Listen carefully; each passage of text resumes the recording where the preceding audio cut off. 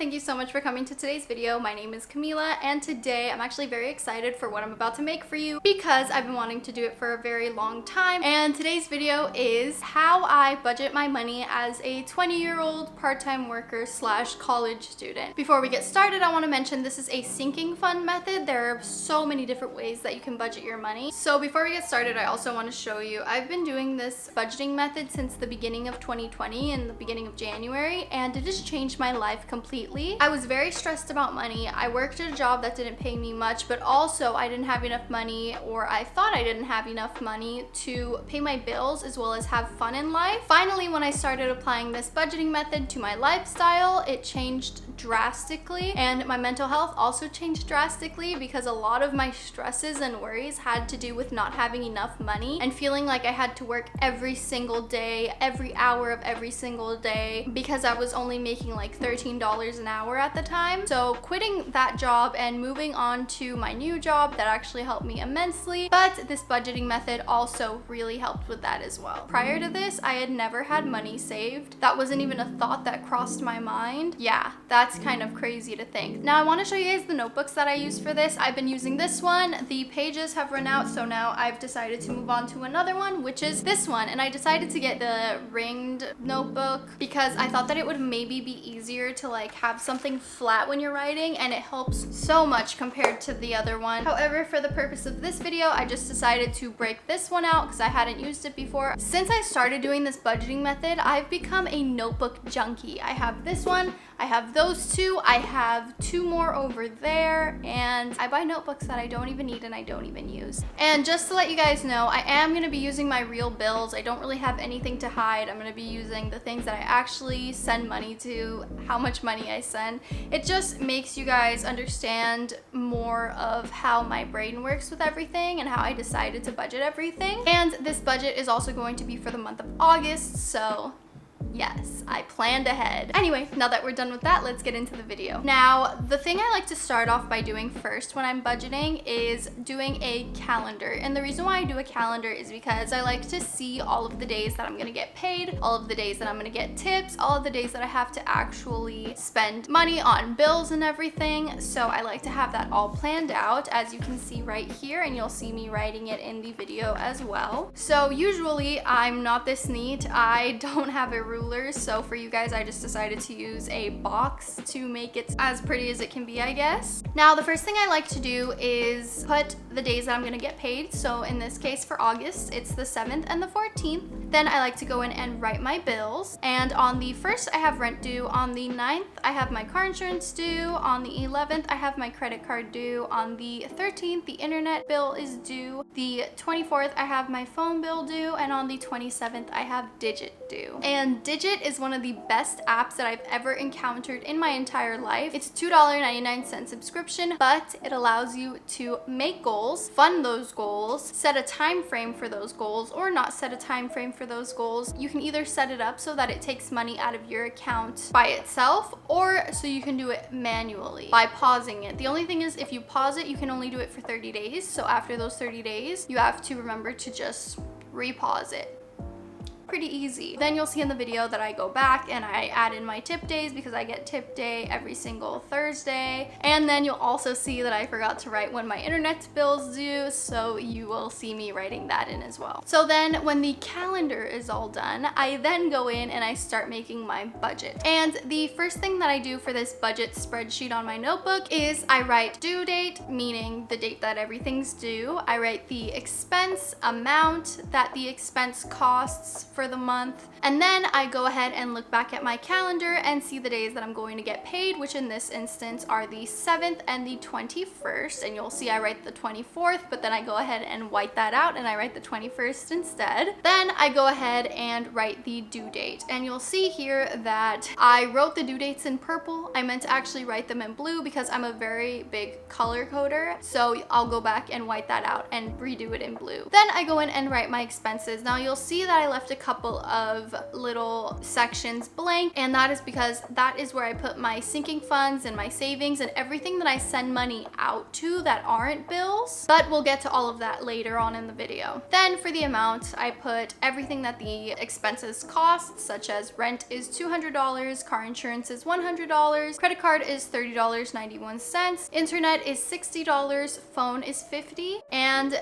the digit account is $2.99 per monthly subscription. And then I also go back and look at my calendar and see what bills I have to pay prior to my next paycheck, if that makes sense. So I'll look at the 7th on the calendar, I'll go down and see, oh, I have car insurance due, I have my credit card due, and I have the internet due, all before I get paid again on the 24th. So with that being said, I go ahead and write those in to the column where it says the 7th. And I also put little dashes on all of the ones that I'm not going to be sending money to, so that I know you're not going to be sending money to these things on this paycheck. I then go to the column for the 21st. I do the exact same thing with the calendar. Usually it's, you know, if you didn't pay this bill this paycheck, you're gonna pay it the next paycheck. So I still check the calendar just to be sure that I have everything correct, and I go into the column and I write my amount due for the rent, which is $200, the phone bill, which is $50, and the digit account, which is $2.99. Then when I have all that set up, we are going to go on to the next page where I'm going to show you how I get my little sinking funds, or whatever you want to call them, my savings for the other things that I save for in an external account. As you can see, I very excitingly wrote sinking funds as the title. So sinking funds are anything like clothes, gifts for someone's birthday, fun. I made a fun sinking fund so that I can go out with my friends and spend that money. But to give you a couple of examples, I will just list some of my own, which are car maintenance, Christmas, registration for my car, medical in case I have an emergency or something, Ollie, which is my pet. If you have a pet, I highly suggest that you make a sinking fund for them just in case you need to buy them kitty litter or something. You can use that for that. I say kitty litter because my Ollie is a cat. So then I also have one for pampering, such as if I want to go get a massage, which I can't right now because we're corona, everything shut down again for a second time. Thank you for not wearing a mask. Then I have toiletries, groceries. I have a separate savings envelope for cash just in case I need cash for emergencies. And then I have my savings account. I also have 2 separate little savings accounts on Digit for my New Zealand trip and my New Orleans trip, except New Zealand was supposed to happen in June of this year, corona, and New Orleans is supposed to happen for my 21st birthday in February, but corona. I'm still saving just in case. Even if I don't go to New Zealand, maybe I could use the money for some other trip, maybe Italy, maybe Australia, who knows? The possibilities are endless. But I also have date night fun, as I said before, to go out with my friends, gas because I need gas money for my car, and gifts in case I have maybe a baby shower I'm going to, a birthday of some sort, so I need to bring someone something. That's the fund that I will pull money out of to buy the gift. Now I also show you the amount that I put into the sinking funds, and you'll see that I leave Christmas and my car registration empty because those are called annual sinking funds, and annual sinking funds are things that come every year and they have a specific date that they fall on. Annual sinking funds can also be like your dad's birthday, your mom's birthday. And the way that you figure out how much you need to save for the sinking funds, now this example that I used, I just copied it from my other notebook from when I started in January. So when I show you the example for my car registration, it's going to be a different number because I already paid my registration. So the number that I actually have to save starting at this point has gone down. I only saved $6 towards my registration for my car. I just wanted to clear that up because when I was doing it yesterday, I was like, oh shit, I effed up. So let's start with Christmas because that's what I did. Now you need to first figure out how much you want to save. In my case, I wanted to save $500 for gifts for Christmas. So I put just that. I wanted to save $500 and I wanted to have the money saved by the 18th of December so that I have a week to actually buy my presents. So since I started all of this in January, I went went to my calendar and I looked at the day that I was going to get paid next, and from that point on, going down until December 18th, I counted how many paychecks I would be receiving until December 18th, which is the day that I would have had to have $500 saved up by. After doing that, I saw that I am going to receive 26 paychecks until I need the money, which is on the 18th. And in order to figure out how much I would have to put in savings towards Christmas presents, I took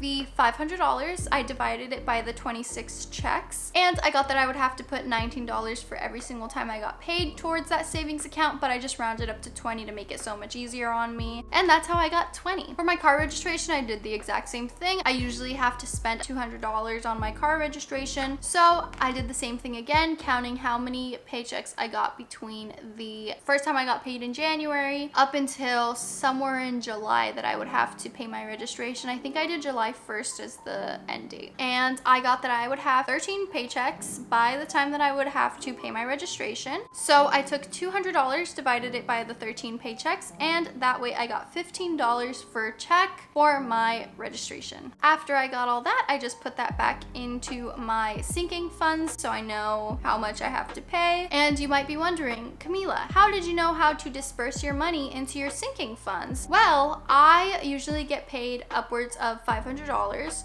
So I just took $500, I spread it equally into all of the different categories that I wanted to save for. I put more money towards things that were more important to me. The stuff that was less important to me, I put less money, all to equal $500. Now there are instances where I either go over the amount of $500 or I go under it because I didn't get paid as much. But when that happens, I just figure out which sinking funds I care more about and put money into those, and then the other ones I pay the next time I get paid. If I go over, I just send more money to my savings account or to a different sinking fund that I actually need the money more in, such as like my car maintenance. So after I'm done with my sinking funds, I then go ahead and check mark all of the ones that I'm going to be sending money to from my account as a transfer to other savings accounts. And you'll see when I start writing some of these down, I also put my Roth IRA account, which is my retirement account. I just send $20 in there. Don't get confused that you didn't see it in my sinking funds. I just added that in there just for myself in the future so I don't forget the Roth IRA. After I have all of those numbers in there, I then total them up. So I take my amounts for the entire month, I total that up. I take all of the money that I'm going to be sending out of my Chase account into other accounts or for bills, and I total that up. I got $490.91, and then I do the same thing on the 21st, which is add all of the money up, and I got $552.99. Then I go over to the next page and I add my cash sinking funds, which are the things that I'm going to be taking money out of my account for and putting into my envelopes. That was a lot. Okay, now that I'm done with all of that for the budgeting, I'm going to go on and show you an example of how I disperse all of my money. So by the time that I'm gonna get paid again, I usually have already paid all of my bills, sent all of the money to different savings accounts, and also taken out money for my cash sinking funds. And as you remember from my calendar, I also get tip checks. So I then, the week before I'm going to get paid, I go ahead and I write down my tip checks, both of them, because I get paid 2 times for tip checks before I even get paid the next time. Let's say for tip check number 1, I get paid $145, and for tip check number 2, I get paid $196. Then let's say, for instance, for my first paycheck on the 7th of August, I were to get paid $594.25. As I said before, I will have usually paid everything off by the time that I get paid next, but because I have Chase, and Chase doesn't allow you to zero out your account or else they charge you a fee, I need to keep a certain amount of money in my Chase account. So I just end up sending $25 or keeping $25 in my Chase account at all times. Now you'll see this is where a lot more math comes in, because I go ahead and just add everything. I add the tip checks to the money that is still in my account, i.e. the $25. Then from that total, I add the $594.25 that I will have gotten paid on the 7th, to equal $960.25. That will be in my account after I get paid. Then moving on to the other side of the paper, I do some more math and I start subtracting based on my bills, my sinking funds, to know if I'm going to have money left over or if I'm not going to have money to spend on everything, i.e. all of my savings accounts. So I start with my $960.25 and then I subtract the $25 that I'm going to be keeping in Chase to get $935.25. Then I go over to my budgeting spreadsheet that I've written down. I go to the column of the 7th, which is when I will have gotten paid this time, for example. Now this is why the totals help a lot. The total for the amount doesn't really help, like the amount of everything in general for the entire month. That doesn't really matter. It does if you want to see how much you're spending for the entire month on everything, but the other ones actually help out even more because every single time you get paid, you just deduct that total amount from that total of money that you have in your account, and then you are set to go. It's much easier than doing $100, $30.91, $60, and subtracting that all at once when you could just do it all together. So after doing that, I end up getting $444.34. Then I subtract the amount for my cash sinking funds, and I figure out that it's going to be $165 for my cash sinking funds altogether. So I subtract that from the $444.34, and in turn I get $279.34 left over. Now, because I do have leftovers, as I said before, I either send a lot of money to my savings account or to different savings accounts. In this instance, I would split it between 3. I would send $93 to my debit account that I have with Discover. I then send $93 to my savings account, and I also send $93 to things that I actually need a lot of money for. For instance, right now it's my car maintenance because my speedometer is broken and it's been broken for a year. Yes, so that is it for this video. I am so excited that it's over, not because it wasn't fun filming, but because I've been wanting to film this for such a long time. It has never felt like the right moment to film it, so I'm just so glad that I finally got the chance to sit down and film this video for you. I hope you guys enjoyed. If you did, please give this video a like, obviously. And if you like this video, please subscribe to see more videos from me, because I post new videos every Monday and Thursday. Now I'm gonna go cry on the couch because my butt is asleep from sitting on the floor so long. So I'll see you in the next video. Bye!